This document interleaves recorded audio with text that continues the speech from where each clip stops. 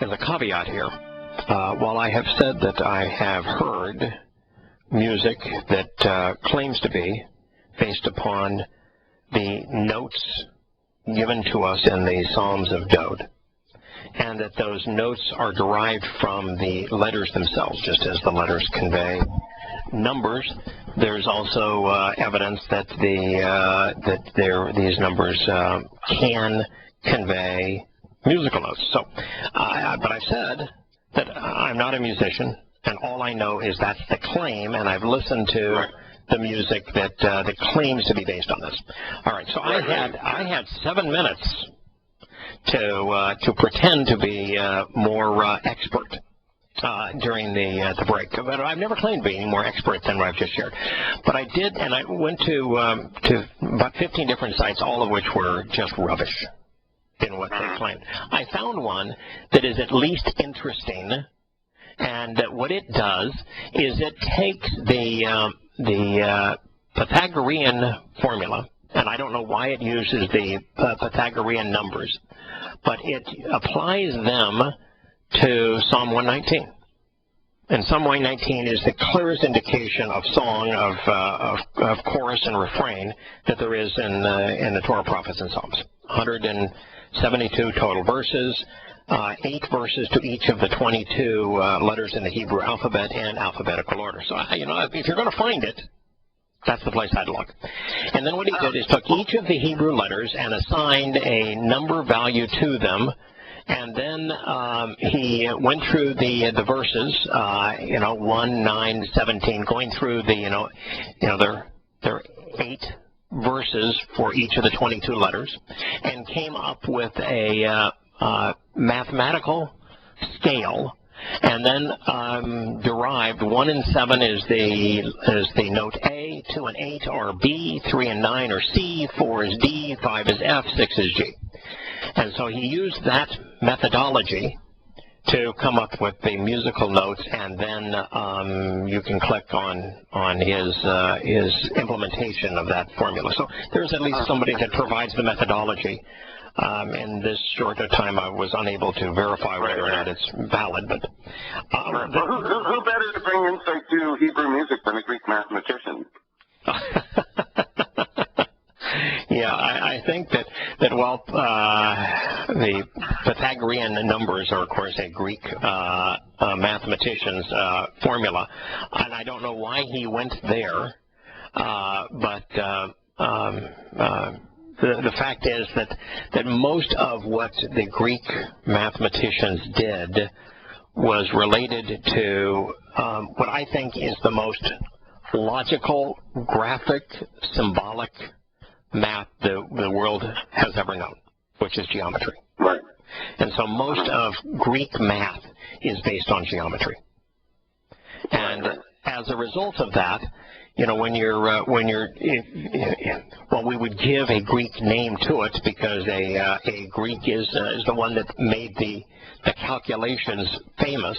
Greeks did. The fact is, we should not be surprised, as graphic, as symbolic as Yahowah is, as illustrative as he is in everything that he does, and as calculation-based as he is.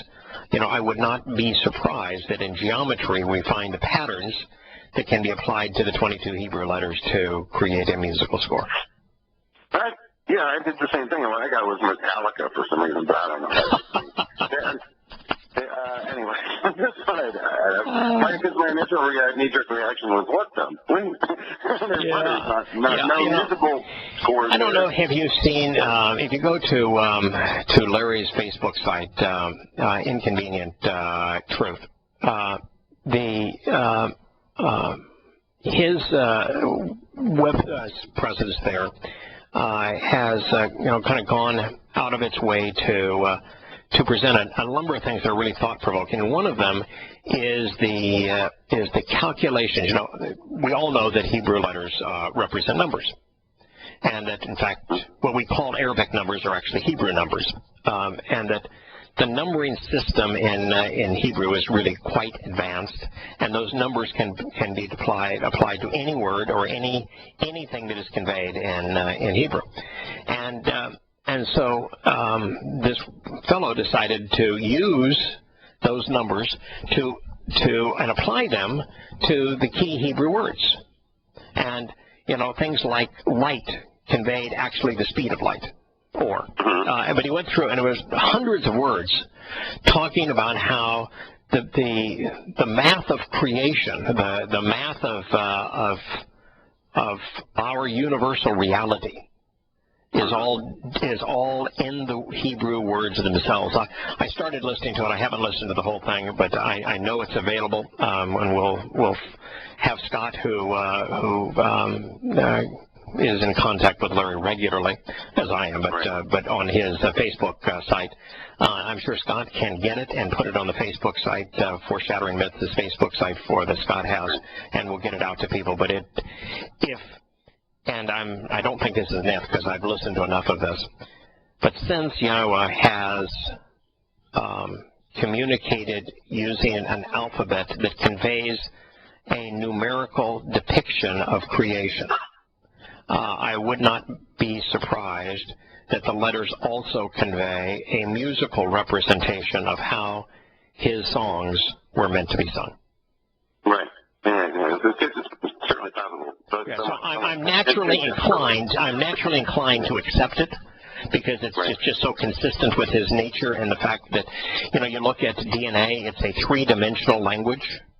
And so wouldn't it make sense that the Hebrew language was representation of words, representation of numbers, representation of musical sounds, all at the same time? It's just possible, but conjectural. Yeah, that speed of light thing, is that in cubits per second?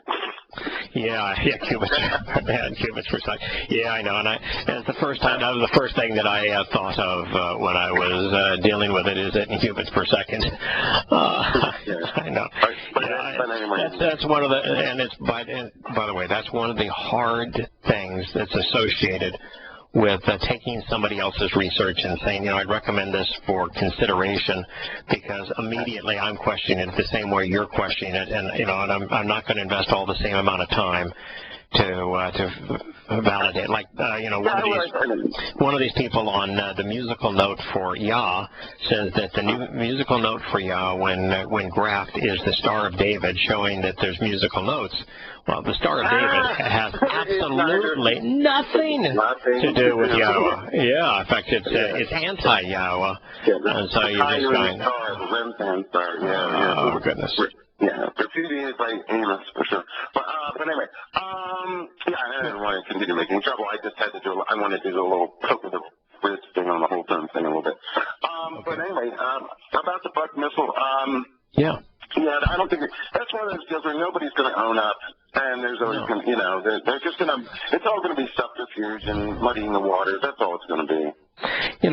I think that we live in a world today where perpetrators, people who set the pieces in motion that led to an inevitable calamity, never take responsibility. And in this case, it's the United States. The United States encouraged the coup and the overthrow of the democratically elected government, and advocated the unification of Kiev and that regime with United States bribing them with $25 billion and all manner of weapons if they would start a war that would engage the Russians so that NATO could become viable again. And what we did led to this calamity. The United States will never accept responsibility. None. Zero chance. Now, if in this case, who pulled the trigger and what weapon they deployed in pulling the trigger is irrelevant. It's why the trigger was pulled. What events led up to that trigger being pulled that matters. And that's the only thing that matters. Because there is a 0% possibility that either the Kiev regime or those trying to defend themselves from the Kiev regime or the Russians deliberately shot down a commercial airliner. Not one chance in a billion. Well, there were have some questions early on about bullet holes. Holes. Yes. Yeah, if you look at the skin, the only pictures that we've been allowed to see show the skin of the aircraft where there are round holes in very close proximity to each other that do not look like what you would expect from a missile exploding right next to the aircraft. So, as I've looked at the images that we're able to see, it looks like bullet holes, not a missile. But I'm also, well, that's what the image shows. I'm also here to tell you that there is no way that somebody on the ground could fire 50 rounds into a small circle on an aircraft at 30+ thousand feet. So it's not physically possible to have done so.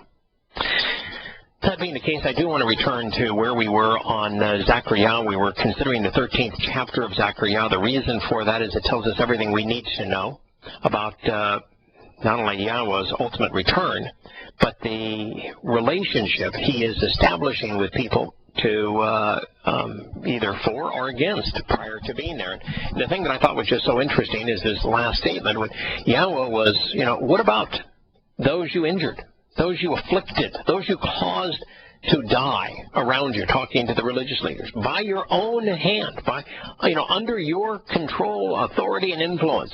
The religious leaders, like America, don't want to ever take responsibility, but Yahowah is a responsibility-oriented individual. He's all about accountability.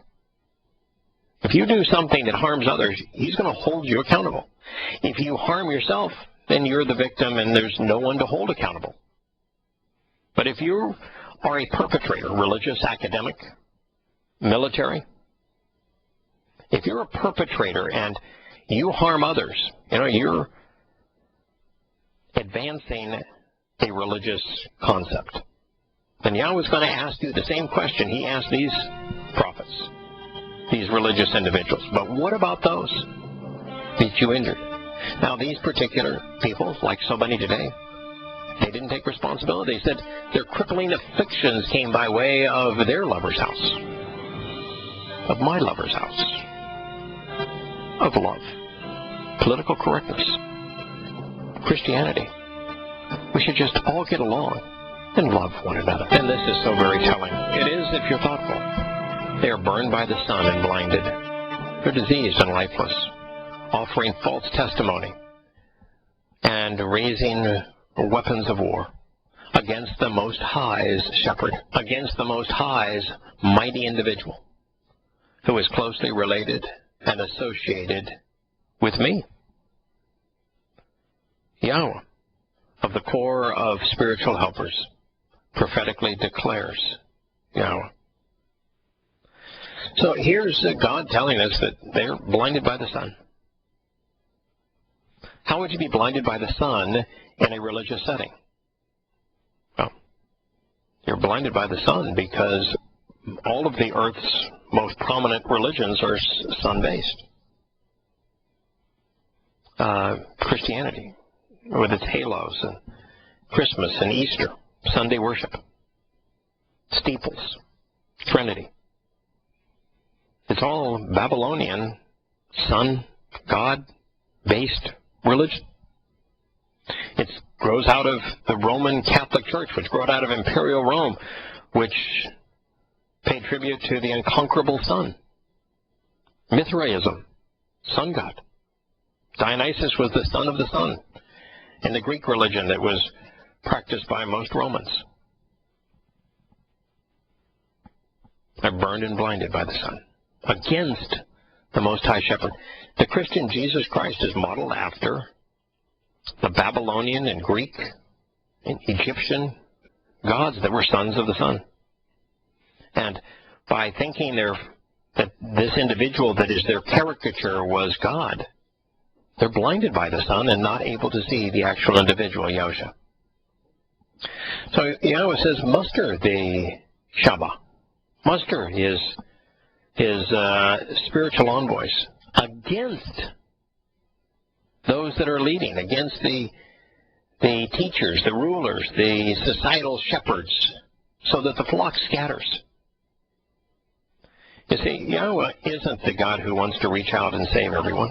He's not a God that wants to love everyone. He's not a God that wants to know everyone. He's not a God that listens to everyone. He's all about separation. You're either with him or against him. If you're religious, you're against him. If you're pro-military, you're against him. If you're political, you're against him.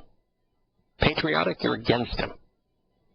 If you are in any way affiliated with someone claiming to be a societal ruler, a societal shepherd, a academician of some sort, a school of philosophy, then he wants you scattered because he's only reaching out to save his children. Then I will use my hand, Yahowah says, to restore, to return, to renew, to shub, the Most High's little ones. Those who are insignificant within the stratosphere of religion and politics, who have no status, which means they're not in the military. Military, everyone has a status. They're not in government, where everybody has a status. They're not in religion, where status is the key aspect, particularly of the most popular religion, Roman Catholicism. It's all about what's your status in the church. So he's going to restore those who have no status, which means they're not in the military, they're not religious, they're not in politics, they're not a government employee where status is the key aspect of one's compensation and access to information and power and influence. They have no status. Yahowah's children have no status among men. They only have status where it matters, which was with Yahowah himself. He says, it shall come to exist, Haya, in the whole of the land, prophetically predicts Yahowah, 2/3 shall be cut off and die, and 1/3 shall be spared. Now he says this as it relates to the Eretz, the land. He doesn't say this regarding the whole world. So if it were the whole world, then, a third of the world surviving, we'd be at over 2 billion people, which means that some 5 billion people, 4.5 billion people would die during the tribulation. But that's not what he's talking about here. Hebrew has a word for the whole world. But when he uses Eretz land, it's almost always in reference to his realm. And in his realm, where he's talking about his little ones, those that have no status, those that he is restoring, he's talking about Yisrael. He's talking about Yehudim. And only 1/3 of them are going to survive. Yahowah says, and he's now speaking in first person, I will return to this 1/3. In the fire I will refine them, as one refines silver. And I will test them as one does gold. They will summon, call upon, proclaim my personal and proper name, and I will answer them. All right, let's begin again. I will return. Who's the speaker? Yahowah. To this 1/3. 1/3 of what? He just said 1/3 of the land is going, 2/3 are going to, in the land, are going to die, and 1/3 are going to be restored. So 1/3 is going to be spared, and 2/3 shall be cut off. Karat, uprooted and banished. In the land. Who is he talking to? Does that mean that only 1/3 of the population of the earth, at about 7 billion, is going to be spared and going to return to Yahowah? Or does it mean 1/3 of those who have survived the first 7 years now, nearly 7 years of the tribulation? Now you're talking not about a total number of people, potentially 7 billion, but somewhere between 7 and 14 million. Hugely less of a population pool. Right now there are, about 50% of the world's Jews in Israel. 40% of the world's Jews in Israel. And that number of percentage is going to grow as anti-Semitism grows around the world. So let's say that ultimately of the 15 million, we think, give or take a million or so Jews that exist in the world today, that there may be, 7 million living in Israel? And 2/3 of those are going to be separated from Yahowah. They will never, even in a spirit of reconciliation and acceptance, they will still reject Yahowah. They will still be religious. They won't respond. No matter how desperate the situation, they will rely upon themselves, their religion, their politics, their military. They will not respond to Yahowah. 1/3 will. We know, though, this 1/3 are Israelites because of the statement that comes at the end of this particular verse. This is Zechariah 13:9, but more on that in a moment. 1/3. He's going to return to that 1/3. Not returning, therefore, to Christians. He's not returning to the Vatican. He's not returning to Washington, D.C. or New York City. He's not coming to the Americas. He's not coming to Europe. Sure as hell not coming to Mecca. He is returning, he said, to the place where he was pouring out the spirit of reconciliation. There's only one city that has been named in this prophecy. It's Jerusalem. Jerusalem. He's returning to Jerusalem for the 1/3 that have not been banished of his chosen, his little ones, his children. He's returning to them. This is the day of reconciliation, Yom Kippurim, year 6000 Yah, 2033 on our pagan calendars.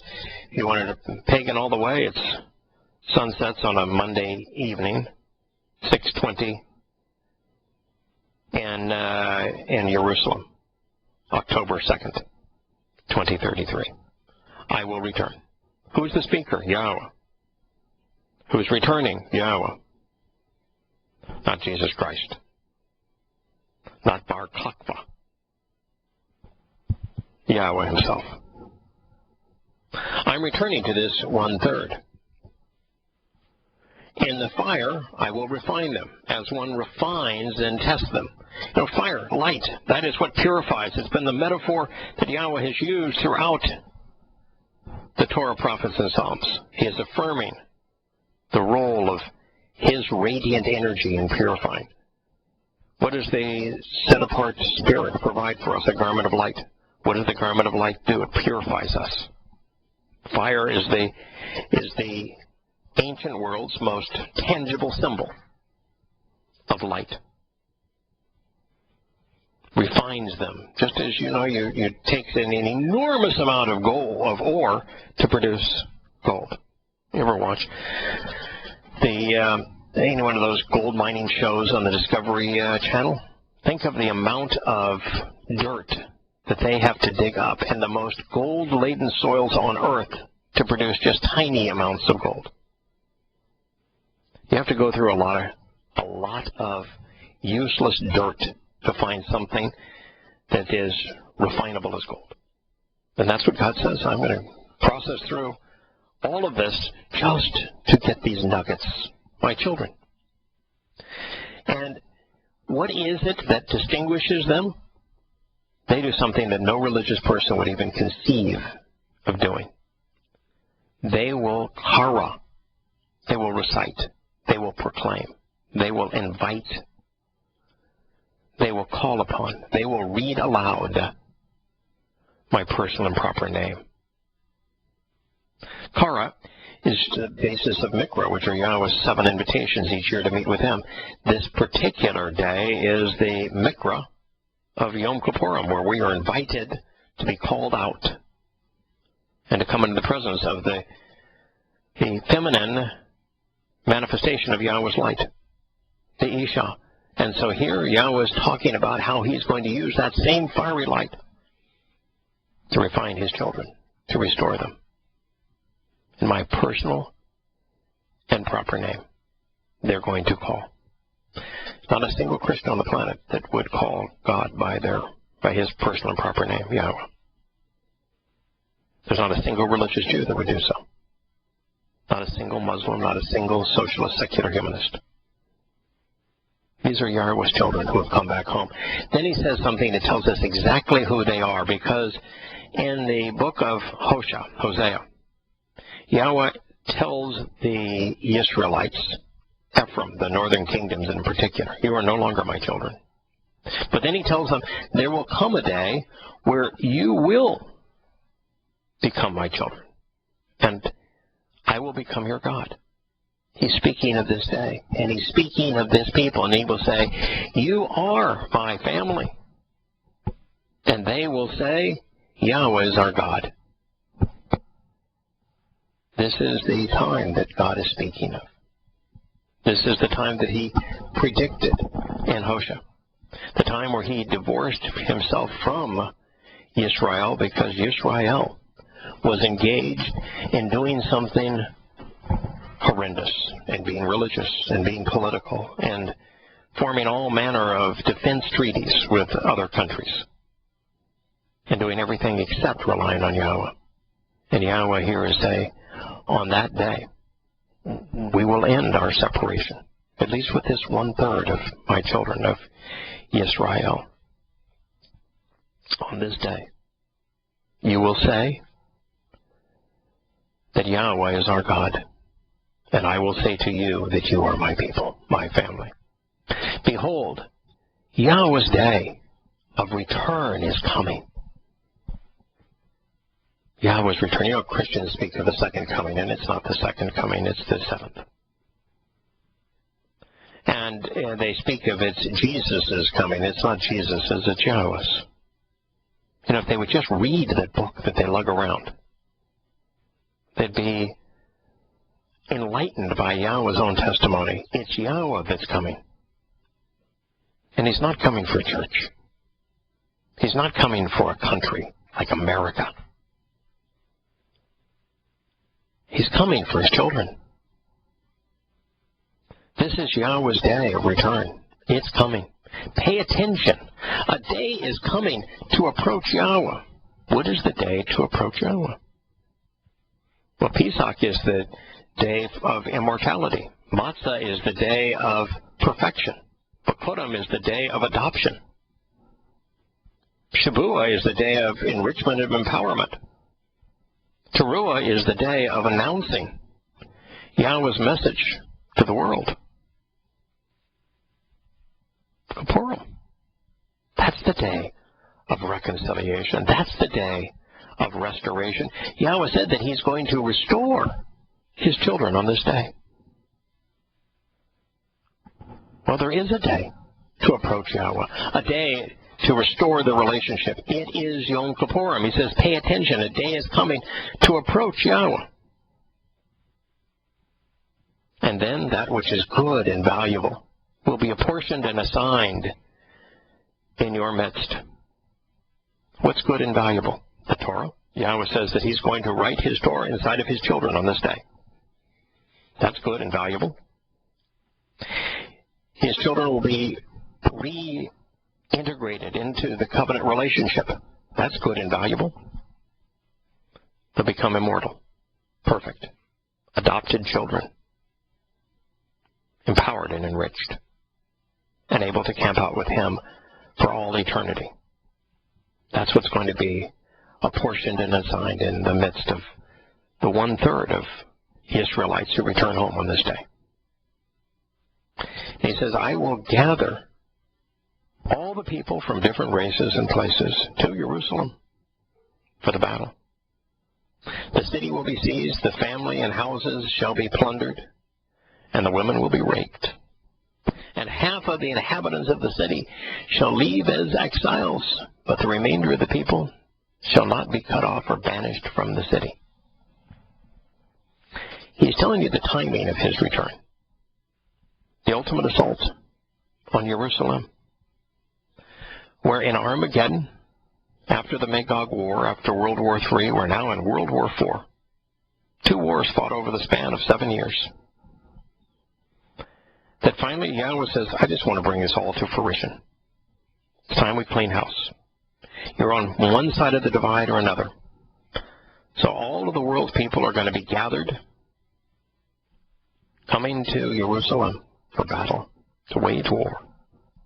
They're going to be in opposition to Yahweh's family. That's why he told us initially that if you're part of his children, if you're part of that 1/3 who has chosen to reunite with him, you'll be spared. You're going to be restored. You have nothing to worry about. But if you're not, understand that those who are assaulting Jerusalem are going to be engaged in rape, plunder, and arson, and murder.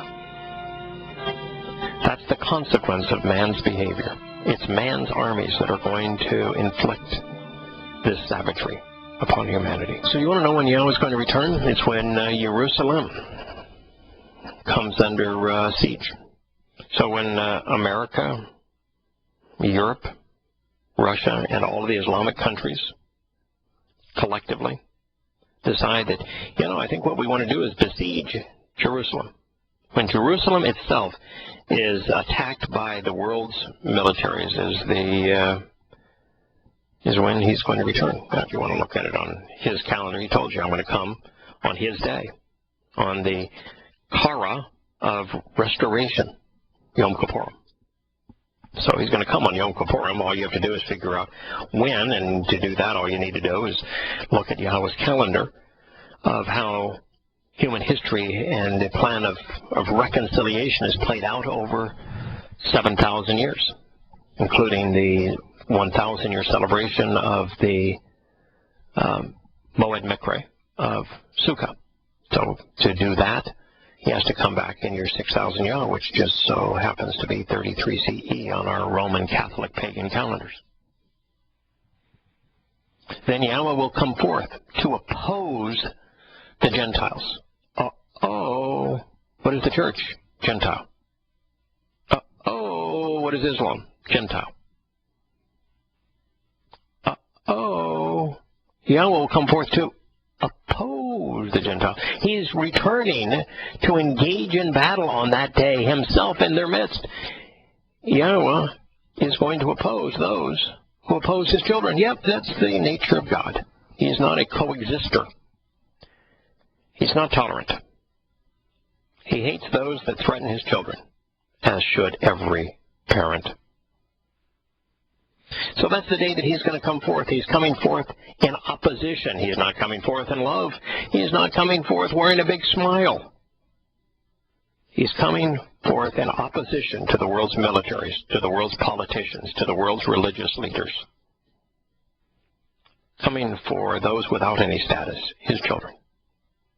On that day, he will present himself, his feet standing upon the Mount of Olives, which relationally faces Jerusalem on the east. When Yosha left, where did he leave from? Did he not say that he was returning to the Mount of Olives? What is the Mount of Olives symbol of? You've got Mount Moriah, which means to revere Yah, where the first of the Mikre were fulfilled. Pesach, Matzah B'Kodim, all right there on Mount Moriah. And then you have the realization that Yahweh tells us over and over again that the second of the 3 mountains in Jerusalem, Zion, is the signpost along the way. Zion represents the Torah. It represents his teaching, his signs, his symbols. that he has given us to point the way home. And then, of course, you have the Mount of Olives, the Olivet Discourse, where Yahowah, in the form of his shepherd, in the form of his mighty man, told us what was going to happen as time progressed, and he presented the future of the world right out of the pages of Zechariah, and told us that he would return to this very place that he was having this prophetic discussion with those who were learning from him, his disciples. So on that day, he will present himself, his feet standing upon the Mount of Olives. Olives represent this light that comes from olive oil, the set-apart spirit, her garment of light. And all the symbols that come with olives, including the light that comes from the menorah and the olive lamps, purest light in the ancient world. The healing ointment of olives, being set apart and prepared to serve, that comes from the anointment of olive oil. The nurturing, nutritional benefit of olive oil. All of that. The fact that the olive is the longest lived tree in that part of the world and the land. All convey the nature of the olive. An olive is even something like bread itself, like the kernel of grain needs to be crushed. Wine, the symbol of Pesach, needs to be crushed to create wine. The grain needs to be crushed to create bread. The olive needs to be crushed to create olive oil. He's refining us, preparing us, so that we can be his children, empowered on this day that he returns for his children, in opposition to all forms of human governance, political, religious, and military, all for the benefit of his